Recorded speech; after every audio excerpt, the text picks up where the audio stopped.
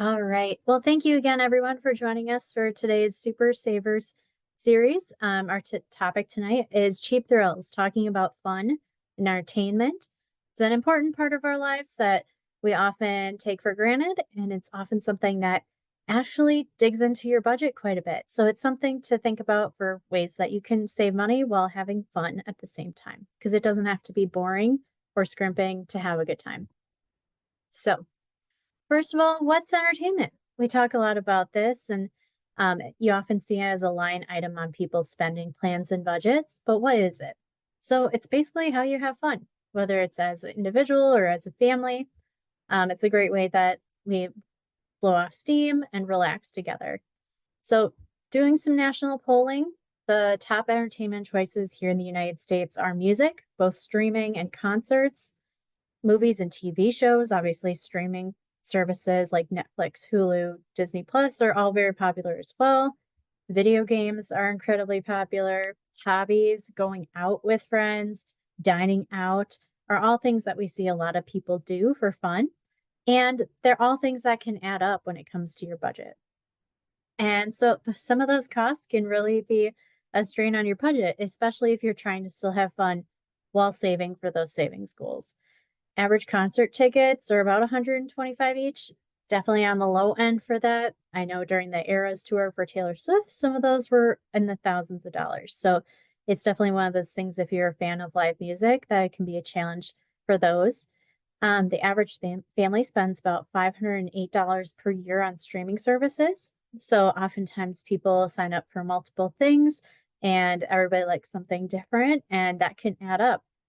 The average person spends about $166 a month eating out, both whether it's a drive-through, sit-down restaurant, those kind of things. That doesn't include delivery. So if you're a big DoorDash or Eat Street fan, that doesn't count into that either.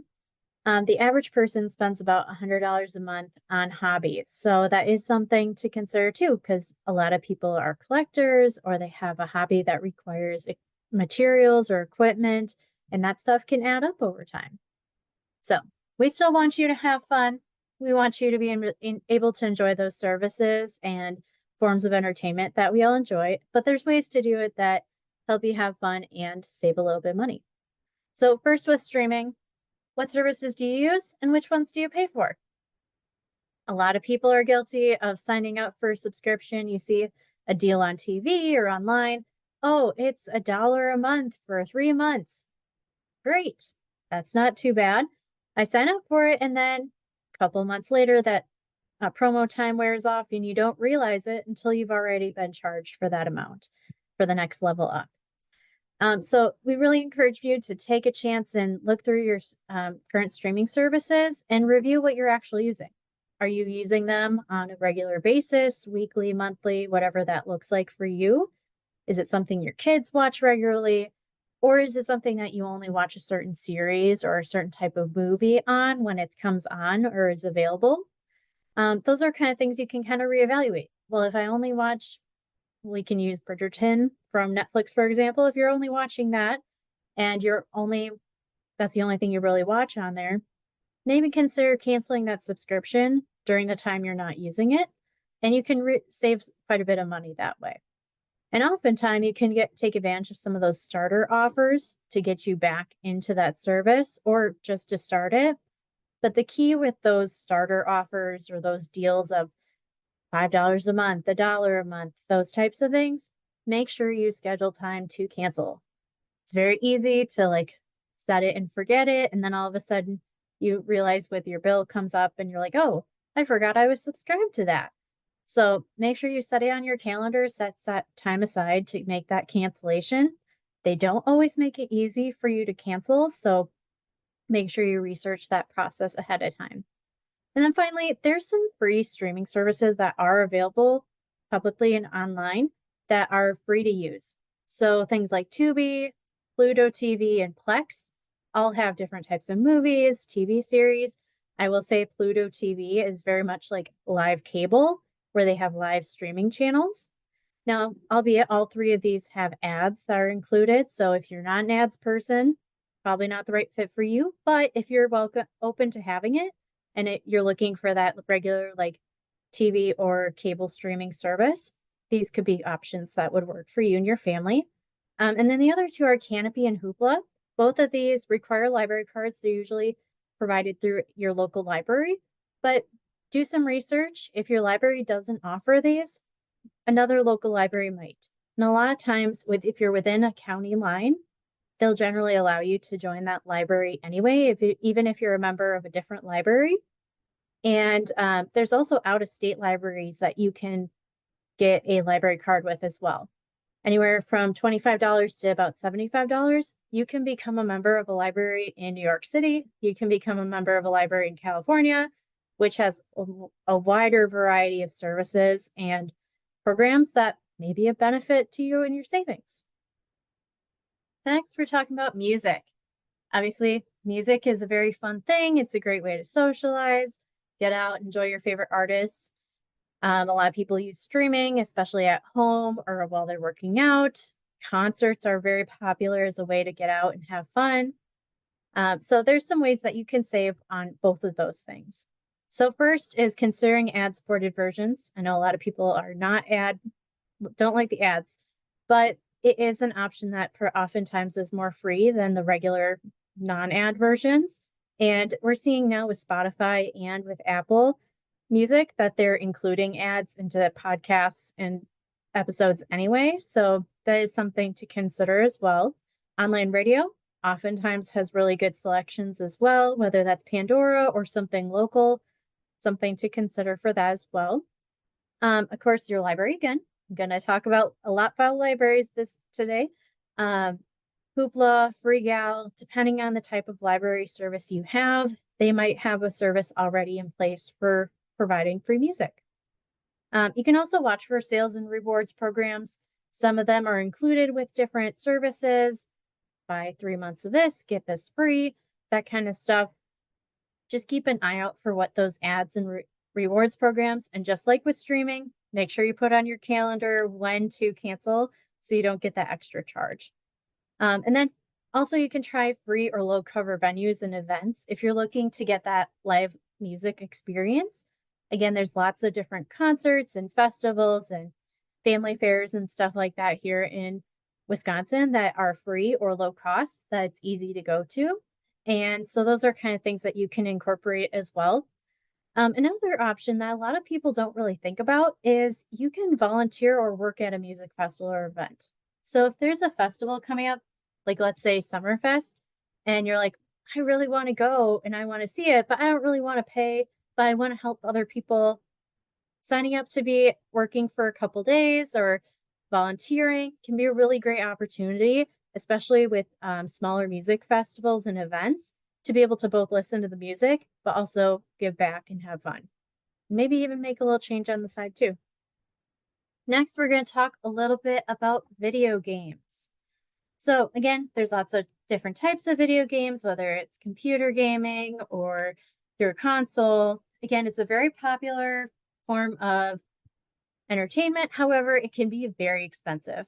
I think the recent Nintendo Switch just came out, and that's almost $600. So it can really be pricey. However, there are ways that you can save money on those kind of things that you enjoy if you enjoy them. So things like bundles, sales. Of course, Black Friday always has good deals with that, but there are other times of the year too that have really good tech deals. You just have to look out for them. Steam and Epic Games both have games that you can rent, but also games that are free or low cost. Oftentimes, they're kind of beginner starting games that they're just testing out in the market. So sometimes you can get in on stuff before it becomes a viral sensation. And then again, as I said in the last two slides, libraries. Oftentimes they have some sort of collection, whether it's just games or it has actual consoles and other equipment that you can borrow or rent. Really great way if you have a young person in your life that's begging to try out the latest gadget. Maybe you can rent from the library and try it out first before you invest in it to make sure that it's something they actually enjoy. Same goes with renting or trading. There's lots of really great video game communities locally that you can work with to trade and rent games as well. And then finally, this is more for those phone games and other kinds of games with those in-app purchases or in-game purchases. Try to avoid those if you can. Take on the challenge of getting through the process without paying the extra money. Because again, you're not getting a tangible asset from that purchase. You're just getting by a little faster in the game. And there's other ways that you can do that with ads and stuff like that too. And encourage those that that play video games, encourage them to try to avoid them as well, just because it can get really addictive if you're buying coins or jewels or other in-game tokens that you really can't access in the real world. The next is dining out. So, like we talked about before, dining out can be expensive. We know that they're definitely looking to catch you with some of those things, especially when it comes to chain restaurants, fast food, and especially now with those delivery apps. Um, I don't know if many people are aware, but DoorDash recently announced a partnership with Klarna, which is a buy now, pay later service. So their goal is to be able to provide financing, like taking a micro loan out to be able to buy delivery food, which is something that we are a little concerned about because you don't want to be paying for your dinner 4 months out from that dinner. So encouraging people to be more mindful about how you get your food. Are you delivering it? Consider doing a pickup instead. Saves you a little bit more on that. And oftentimes these delivery apps, they upcharge on the app. So if you order through DoorDash, it might be $2 to $5 more expensive than calling the store and just saying, hey, I'd like to order this for pickup. And then you can also do some research on deals, specials, happy hours, that type of thing. If you're going out with your family or friends and you want to save a little bit, you can also eat at home and just do appetizers or just do desserts.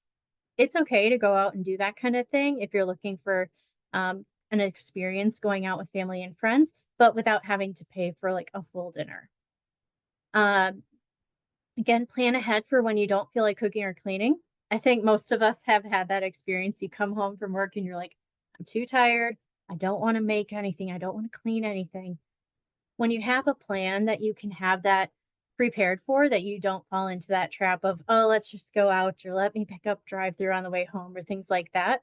When you have a plan in place, you can relax a little bit and just hang out. So something as simple as having some frozen pizza in the freezer that you can just pull out and quick bake, or having paper plates on hand in the pantry so that you don't have to do dishes. Those little things can really make it easier without having that additional cost. And then finally, making dining out a regular part of your budget. Obviously, we don't want you to say no to dining out ever because there's so many great places here in Wisconsin to go out to eat. So we really encourage you to add it into your budget, plan how much you want to spend, think about the places you regularly go, how much that bill is regularly, and budget for it. Save up for it. Make sure you have that kind of in your plan of how you budget for the month. Next is a similar kind of thing, saving on going out. So, how do you like to spend time with your friends and family? Is it going out for drinks? Is it going out to the fair or a festival? Um, Making sure you're budgeting for it is another big thing, just like with dining out, making sure you're adding it to your line item list for your budget or your savings plan and knowing where your limits are, but also making a plan to make it work. You can also check out free and low cost community events. Oftentimes, community organizations and groups do various fundraisers or events benefiting the community. Get out on those social media pages. Oftentimes, Facebook groups have a lot of different options for things going on every weekend. You can also get active, find new ways to get outside, and you can go for walks with people. You can go out on nature hikes. A lot of the natural places here in Wisconsin oftentimes are free or low cost to get into. A lot of our state parks, you can get a annual pass for that you can regularly go and visit them. And it's just a great way to not only help your financial health by saving money, but also you can help your physical health and your mental health being outside. Um, Finally, you can also host at home. The house party can always happen, or the dinner party. It can be something as simple as a potluck. It can be a monthly game night. It's a really great way to start building that community and friendship, as well as just making sure that you're staying within that space and building those connections. And again, you don't have to go all out with the party decorations or anything like that. Just being together can be so nice as well. And finally, be honest with your family and friends about your financial goals. You don't have to tell them absolutely everything about what your plans are and how much money you have and that kind of stuff. That's totally on you to decide how where your boundaries are for your financial information. However, being able to say, "Hey, I don't really feel like going out for drinks. I'm trying to save up for this next big goal. Do you want to do something that's free instead?" Or, "Hey, can we cut it back to just appetizers this month?" Or things like that. Just talking through what your goals are. And most people are pretty understanding about it. And if not, you can talk to them about, "Hey, let's talk about making a spending challenge together or making it part of the experience." Next, we're talking about saving on hobbies. So, hobbies are how you get creative, how you have fun, and those things that are rewarding and really can help you feel fulfilled. So again, there's so many different hobbies out there, and they can all vary widely in their price points. But there's lots of ways that you can save while you're getting into new hobbies. So first of all, borrow and share. There's definitely tons of communities that you can get into where people have extra equipment, they have extra supplies, extra materials that they might be willing to share or let you try out before you invest in something brand new. I know this as somebody who has gotten into a lot of the crafting hobbies, and you don't want to buy that brand new $200 Cricut machine if you don't know if you're actually going to use it. So it's one of those things of making sure you can try out other people's equipment, work with a local class or community organization that provides resources and education about different types of hobbies before you start investing in those bigger equipment. And when you do, look for those sales, try a local shop. Oftentimes they have refurbished options that are available. Facebook Marketplace and Buy Nothing groups are often filled with half finished projects or supplies that people are no longer working on or no longer need. And finally, of course, those libraries and tool rentals. Some libraries, depending on where you're located, have different tools and equipment that are related to different arts and crafts and other hobbies that you can check out and rent. I know that some have everything from cake pans that you can try out a new cake recipe to things related to car repair, to building supplies, and all sorts of different things. So check with your local library. And again, if your local library doesn't have an option you're looking for, you can always reach out to other libraries as well. Saving on books.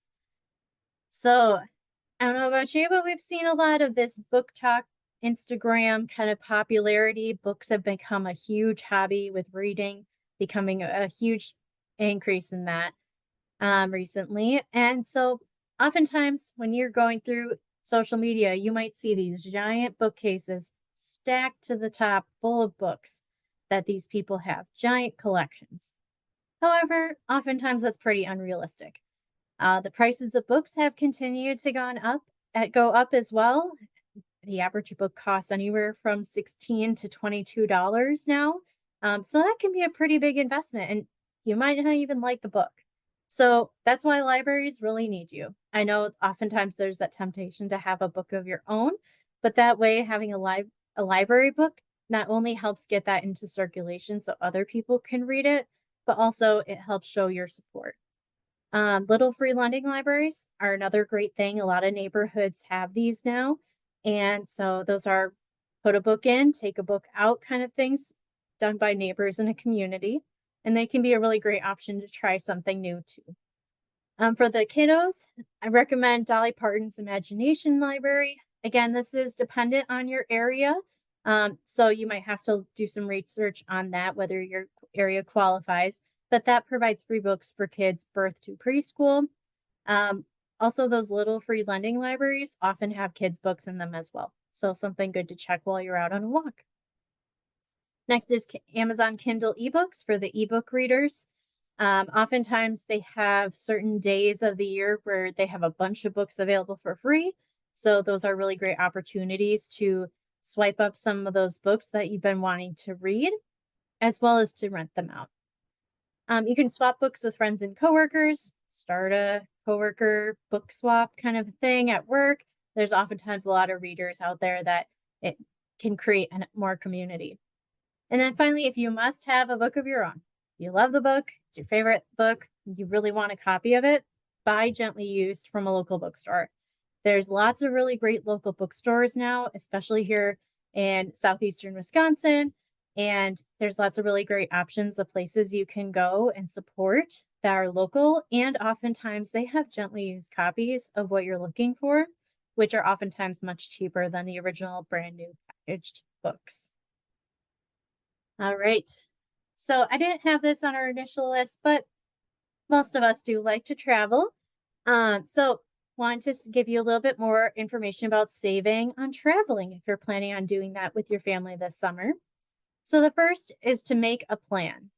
Kind of have an idea of where you want to go and how much you want to spend, because that can make a big difference on how long you go, where you stay, all those kind of pieces come together with that plan.